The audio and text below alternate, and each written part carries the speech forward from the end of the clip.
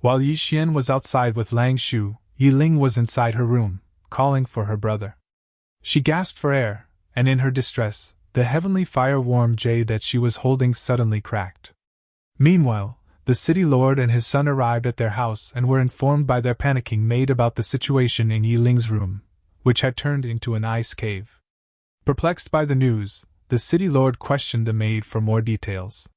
They proceeded to Yi Ling's room and were met with a blast of cold air.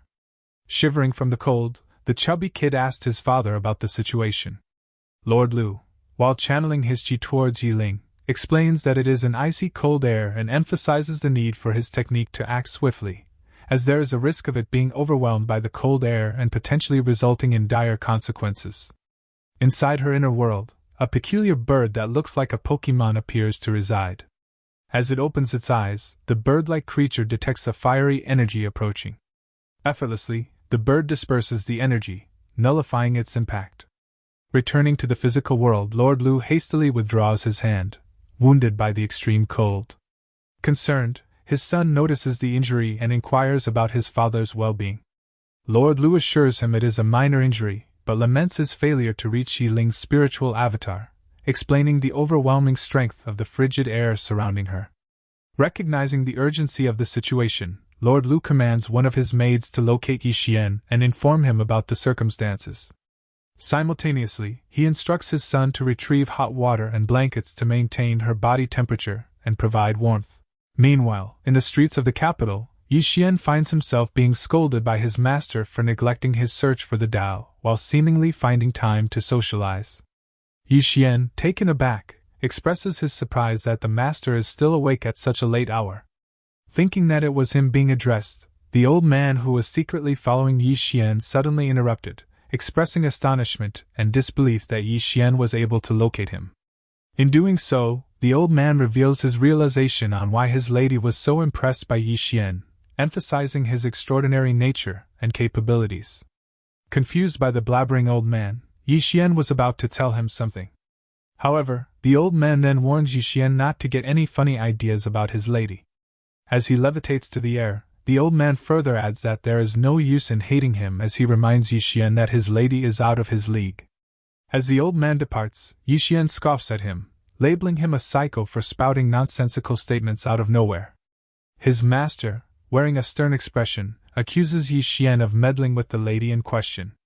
Defending himself, Yi Xian asserts his innocence and points out that his master knows every detail of his life, even when he is taking a bath. In response, his master angrily shouts at him, rebuking him for insinuating that she peeks at him while taking a bath.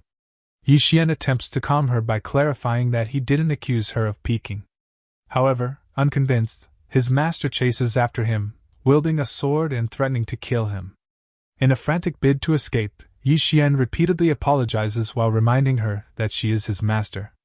As he flees, he accidentally collides with the maid who was tasked with finding him. Realizing the urgency, the maid finally reveals information about Yi Xian's sister. Upon hearing this, Yi Xian immediately rushes toward his sister's location. Upon witnessing the scene, Yi Xian's master comments on his unwavering concern for his sister, noting his restlessness. As she gazes at the star-filled sky, memories from the distant past flood her mind, reminding her of a similar situation that occurred millions of years ago. Upon arriving at his sister's location, Yi Xian is met by the anxious chubby kid who informs him about the situation. Concerned for his sister, people rush towards Yi Ling's room, carrying blankets and warm water. Taking in his sister's condition, Yi Xian turns to his master and desperately asks if there is any way to save her. In response, his master mentions that the heavenly flame jade has been shattered and instructs Yi Xian to retrieve it so she can attempt to repair it. Holding his sister's hand, Yi Xian makes a heartfelt promise that he will enter the academy to find a skilled doctor who can cure her. After the busy night, the group finally arrives at the gates of the academy. As Yi Xian gazes at the grand entrance, he exclaims at the immense size of the academy, which spans the entire mountain. In response to his observation, Lord Lu explains that in the capital, Kongmu Academy and Drunken Immortal Pavilion are the largest factions, having existed for numerous dynasties. Curious about the reach of Kongmu Academy, Yi Xian wonders if there are other branches of the academy in Jiang. Lord Lu responds by clarifying that the academy they see before them is just a branch, and the main academy is located in Shenzhou, a distant place in China. Lord Lu further expresses his confidence that Yi Xian can reach Shenzhou if he wanted to. However, Yi Xian humbly replies that Shenzhou is too far away, and his only aspiration is to gain admission into the academy. As the chubby kid listened to their conversation, he boldly declared that he too would be able to enter the main academy. Irritated by his son's arrogant remark, the city lord informed him that he was the one who had the most trouble finding a place at the academy. In response, the chubby kid pointed out that his brother was watching and therefore his father should allow him to show off. Yi Ling reassured the chubby kid that they would take him to the main academy later. Playfully, the chubby kid replied that she was indeed clever. While they were engrossed in their conversation, the gates began to open, signaling the start of the admission process. At the top of the stairs stood an old man who introduced himself as Kang Zhong, the outer principal of the academy. He proceeded to explain the rules, stressing that there were only 20 slots available for this enrollment. The examination would consist of 3 levels, and if the number of participants exceeded 20, they would be required to engage in combat to secure their position. As Kang Zhong's words echoed throughout the square, the thousands of hopeful individuals in attendance were reminded that only a select few would have the opportunity to be accepted. Continuing his instructions, Kang Zhong declared that for the first level, anyone unable to climb the 9 flights of steps up the mountain would be immediately disqualified and asked to leave. In response to the seemingly easy exam, Yi Xian questioned Lord Lu if the difficulty of the examination at MANHUA Academy has always been this easy. However, contrary to his expectations, Lord Lu explained that the challenge is not easy at all. He explains that Mount Kangmu was surrounded by a formation, with escalating pressure with each step on the stairs. Even ordinary practitioners in the imperial realms might struggle to pass. Concerned for his brother, Yi Ling asked Yi Xian if everything was all right, sensing the potential challenges that lay ahead. Yi Xian, wanting to alleviate his sister's worries, leaned in and whispered to her that his intention was to rely on his own abilities to be admitted to the academy. However, he reassured her that if all else failed, he would use the jade pendant that Lang Shu had given him. This would ensure his acceptance into the academy, therefore he was confident that he wouldn't encounter any difficulties in getting admitted. Lord Lu, realizing that the gates had already opened, urged Yi Xian to hurry to the designated place and prepare for the examination. However, before they could proceed, the chubby kid runs in the opposite direction while making some bullshit excuse that he needs to go to the bathroom. Frustrated by the kid's behavior, Lord Lu angrily calls him hopeless. Upon entering the gate, the examiners were greeted by a row of swords arranged in a formation. The master expressed her surprise at encountering such a malicious formation within Kangmu Academy. Intrigued, Yi Xian questioned if it was truly a sword formation. The master confirmed and explained that the formation lacked both defensive and offensive power, but it was considered nasty. Curious, Yi Xian asked why it was deemed nasty. The master replied that the purpose of the sword formation was to seal the remnants of the sword owner's past into the blades. She further explained that it was usually used to humiliate opponents, but she never expected to encounter it at this location. Yi Xian comments on the academy for not being afraid of ghosts with such a formation. The master jokingly responds that the ghosts would take a detour upon seeing this formation.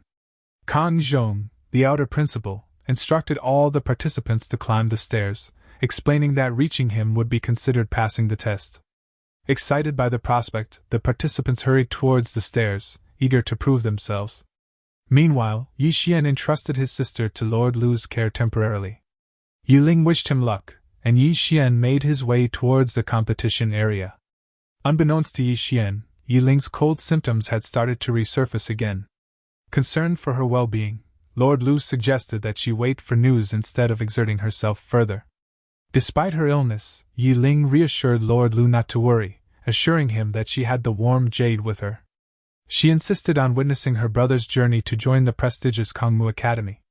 She explains that Yi Xian had endured countless hardships for her sake, and had faced more challenges than she had. With her supporting him, she wanted to see her brother enter the Kangmu Academy so that she will be able to leave with a peace of mind. After an exhausting climb, Yi Xian finally reached the end of the stairs. Kang Zhong addressed the remaining examinees, stating that 42 people had successfully passed the first test this year, slightly more than the previous year.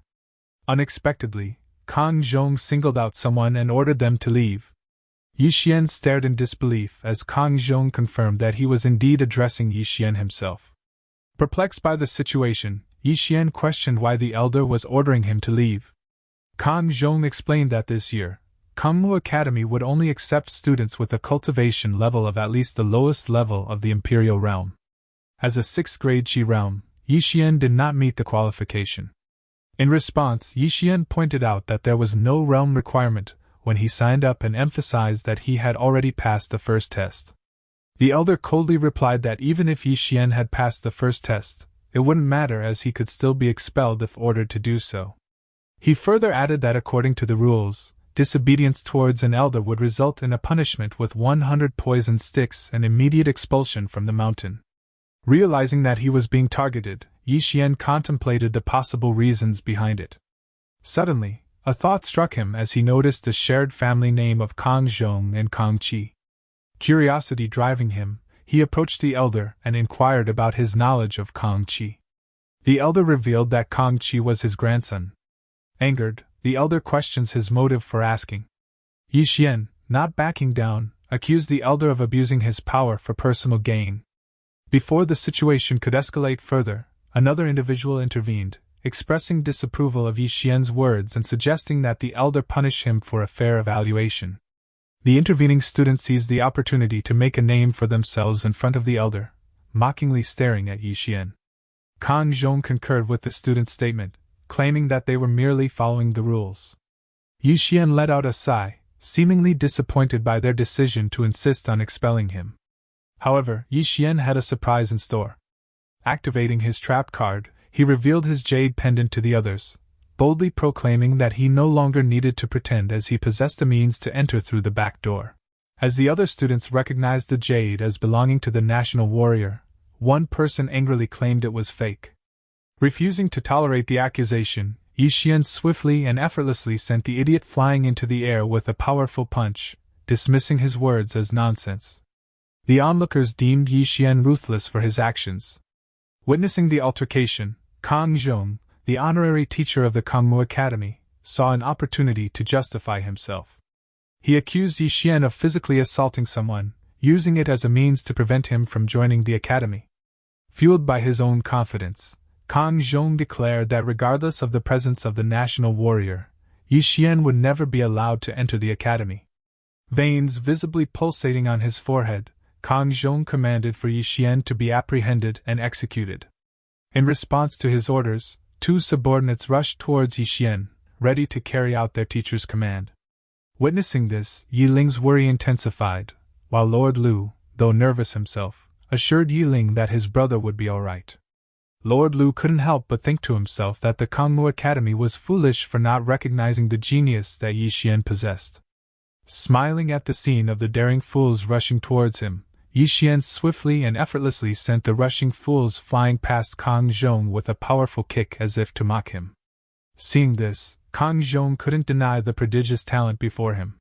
Yi Xian had defeated 2 cultivators in the Sky Realm while still at the Qi Transformation Realm, showcasing his exceptional abilities. Realizing the potential that Yi Xian held, Kang Zhong's determination to prevent him from entering the academy only grew stronger. With a smirk on his face, Kang Zhong launched an attack at Yi Xian, causing him to stagger backward. Gathering his strength, Yi Xian stood his ground, grateful for his physical resilience that allowed him to withstand the strike from a cultivator of the Sky Realm. Impressed, Kang Zhong commended him for enduring the blow but made it clear that it wasn't enough. In response to Kang Zhong's provocation, Yi Xian gives him the majestic finger while calling him a bald eagle. Sensing an opportunity, Yi Xian swiftly dashed towards a nearby building, evading Kang Zhong's pursuit. As Baldy watched him in frustration, a sly smile appeared on his face. He explained that Yi Xian had unknowingly entered the Forbidden Nine Palace formation without the required key, and therefore trespassed it. He further emphasized that even if he himself were to enter the formation, he would be instantly overwhelmed, let alone a person of Yi Xian's Qi Transformation realm. Hearing this, Yi Ling turned to Lord Lu and inquired about the Nine Palace formation. Lord Lu explained that the formation was believed to have been created by the ancestor of MANHUA Academy. He revealed that if anyone under the age of 20 managed to break the formation, the headmaster of the academy was obligated to take them as their own disciple. However, Lord Lu added that it had been 50 years since anyone had successfully passed the formation. Feeling a mix of nervousness and concern, Yiling anxiously asked Lord Lu about the fate of those who failed the test. Lord Lu's response is grim, as he explains that all those who have failed the test have mysteriously disappeared, with their bodies never to be found. After being sent flying earlier, the student proposed bringing Yiling along to watch the show. Kang Zhong agreed with the suggestion, stating his desire for her to witness her brother's demise, which will leave him without a body.